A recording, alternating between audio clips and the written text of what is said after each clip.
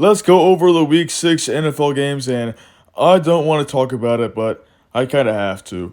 In case you didn't know, I'm a Cowboys fan. I enter every week to talk about the Cowboys game, and this is just utterly I don't even know. This is a morale sucker. This is just this is the one that ruins your season. And all around, just terrible performance on both sides. I don't even know where to begin. Before we get into this year's game, we need to know what happens last year. And if you're watching this video, you probably know what happened. The Lions went for a 2-point conversion to win the game, and they threw it to their lineman. However, he didn't report as eligible, and the touchdown 2-point conversion, it didn't count. So they lost the game. And so the Lions were extra motivated this year because they believe they should have won that game. It's clear and obvious this was a motivation going into the game because there were multiple times where linemen lined up as a receiver, or they reported eligible and nothing happened, or they did report as eligible and they got the ball thrown to them or something. Yeah, it's clear as day, and I honestly can't blame them. But let's get into the game, and I still can't believe the score. I know the Lions are a good team, but I thought we were too.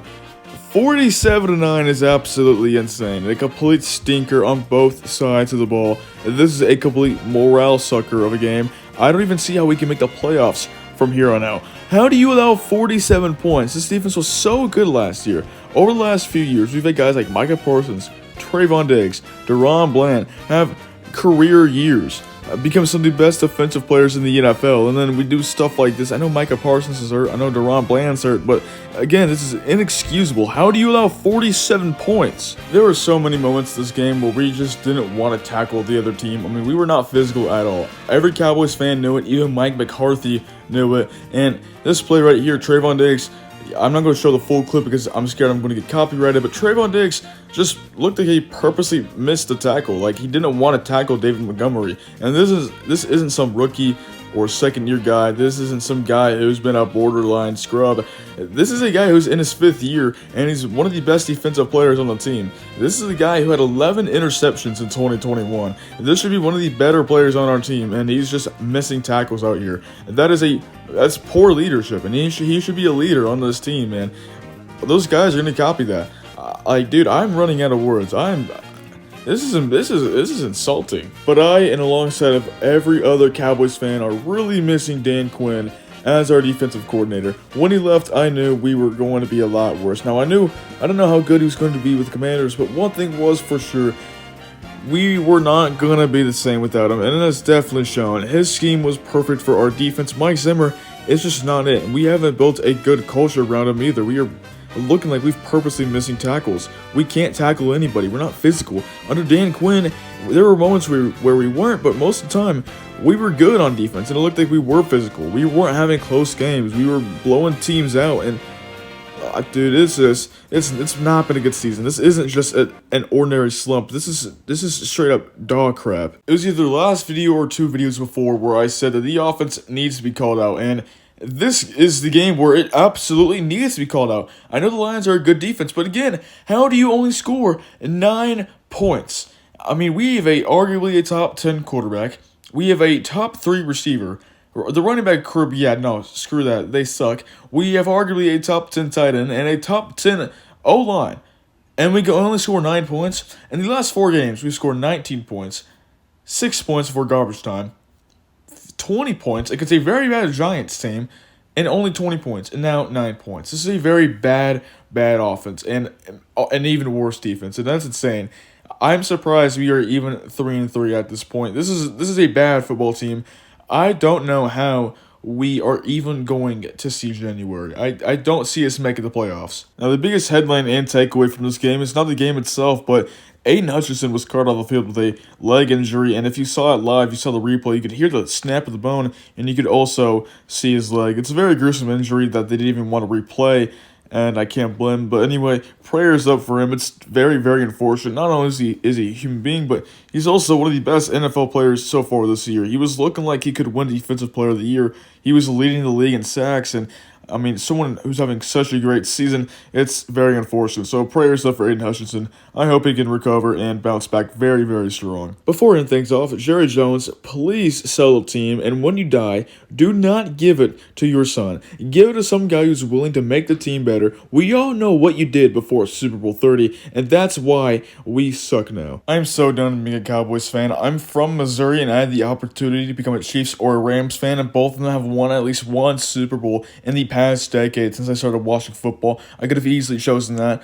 I could have become a Texas fan. They're from Texas. I know I would have had a few years of pain, but look at them right now. They're 5-1 and look like they have a shot at winning the Super Bowl. Why did I choose pain and suffering? I'm tired of this. Alright, let's stop talking about the Cowboys for now. Let's go with the Browns versus Eagles game where the Eagles won 20-16. And Cleveland is now 1-5, and mainly because of Deshaun Watson. He's easily been the worst quarterback this year. Every other quarterback, maybe like Will Levis, has even improved some, and all the other quarterbacks have at least been benched or something like that, or maybe even a little bit improved. Deshaun Watson is easily the worst.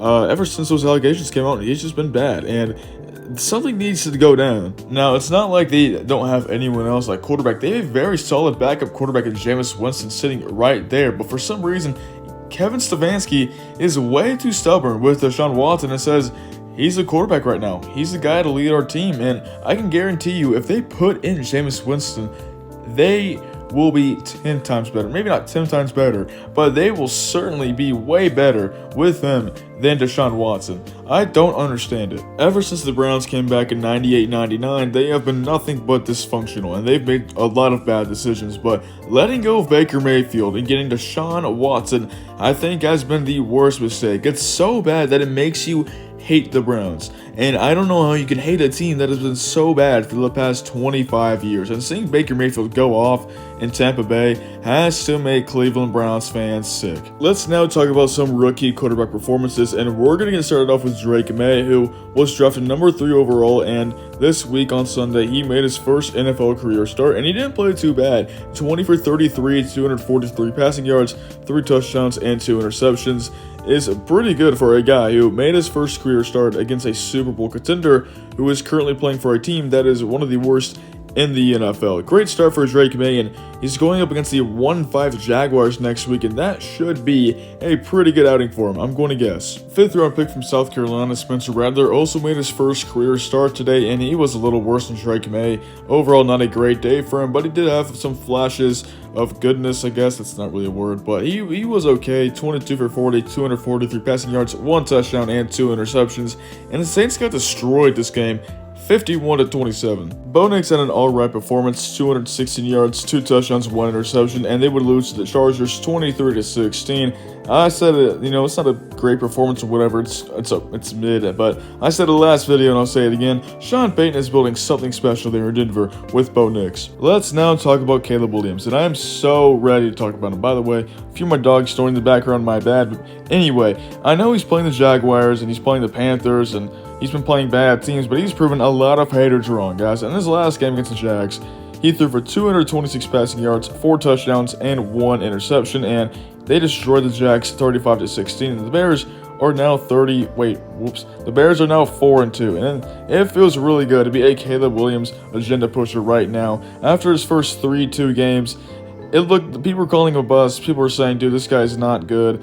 But he's proved a lot of people wrong, and I'm really, really happy to see that. And now we'll talk about Jaden Daniels, and I saved him for last because he was playing in arguably, if we don't count the first game of the season, he was playing in the most anticipated game of the year, as he was going up against Lamar Jackson, and Jaden Daniels has been playing really well. He's honestly Lamar Jackson 2.0. He's Lamar Jackson Jr., but this game really did not disappoint. The Ravens won 30-23. Jaden Daniels didn't play too bad. Almost 270 yards, 2 touchdowns, and 0 interceptions. And even though they lost, he still looks really good. The Commanders still look way better than they're used to, and the future is bright there. From what I saw this week and what I've been seeing honestly for the whole season, and Michael Penix hasn't even played yet, these rookies have been really, really impressive so far. And I'm being dead serious when I say this.